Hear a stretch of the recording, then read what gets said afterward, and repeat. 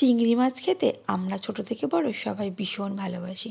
আজকের রেসিপিটা হলো চিংড়ি মাছের। তাহলে চলো আমি রান্নাটা শুরু করে দিই।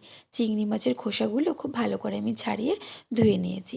কিছুক্ষণের জন্য লবণ মাখিয়ে রেখে দিয়েছিলাম। কড়াইয়ে তেল দিয়ে চিংড়ি মাছগুলো ভাজতে দিয়ে দিলাম।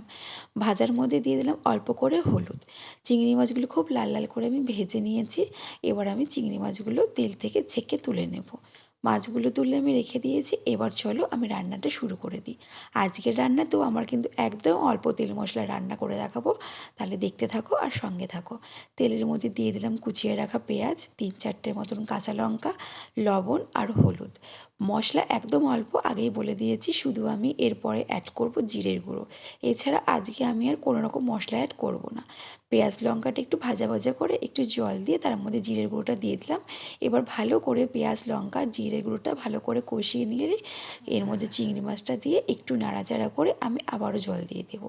চিংড়ি মাছটা আমি একটু গ্রেভি করে রান্না করব, তাই আমি জল অ্যাড করেছি। তোমরা চাইলে এরকম কিন্তু শুকনো শুকনো খেতে পারো, এটাও কিন্তু খেতে দারুণ লাগে।